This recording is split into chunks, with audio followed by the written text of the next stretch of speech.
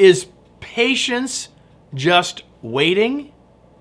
Hi, I'm Kevin Eikenberry, and I'm here to help you reach your potential as a leader and a human being. Welcome to Remarkable TV and the Remarkable Leadership Podcast. Make sure you hit the subscribe button from wherever you are watching or listening so you don't miss any future episodes. Are you ready? Well, let's get started. Patience. Today I want to talk a little bit about patience. And let me start by asking you, how patient are you? Well, your answer probably depends in part on your definition of patience. And in my observation, there's sort of two big ideas in terms of how we define patience. Patience can mean waiting. Just waiting.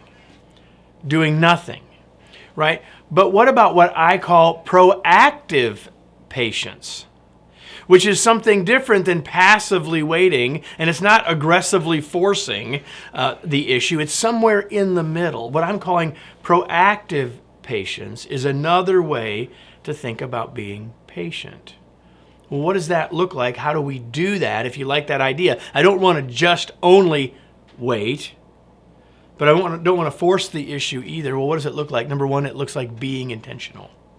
Be intentional about the fact that I might need to slow down and take a pause and be okay with that. But while you might be in that moment of pause or waiting, keep your vision and your goal clear.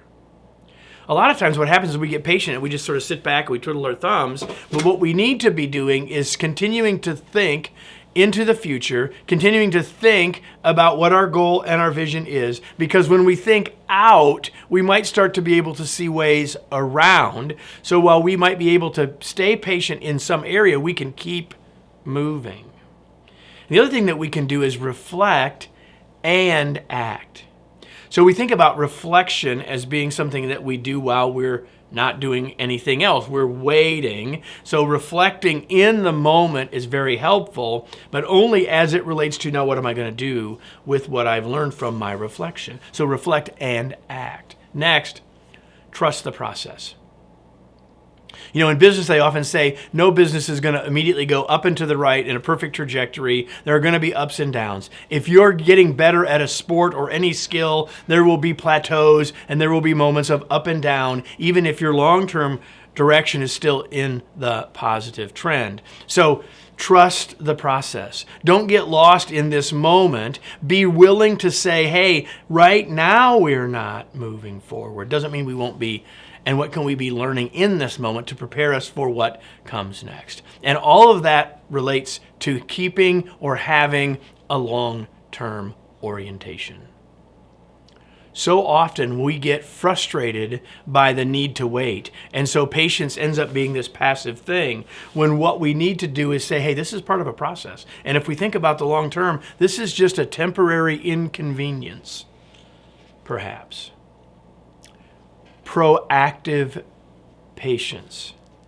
It's not just waiting. It's waiting and moving. It's not just waiting to move. It's waiting and moving. And in my new book, Flexible Leadership, Navigate Uncertainty and Lead with Confidence, that word "and" that I just used multiple times shows up over and over. That in our world of uncertainty, it's not a world of this or that. It's not a matter of, am I going to wait or am I going to move? But how can I move while I'm waiting? It's a both and world. And so this is a simple example of the kinds of ideas, the kinds of mindsets and habit sets I can help you build when you get your copy of Flexible Leadership. You can learn more by going to kevineikenberry.com/flexible. Let me close with today's remarkable reminder. Proactive patience is more than just waiting. It is moving towards your goal in other dimensions as you wait in one area.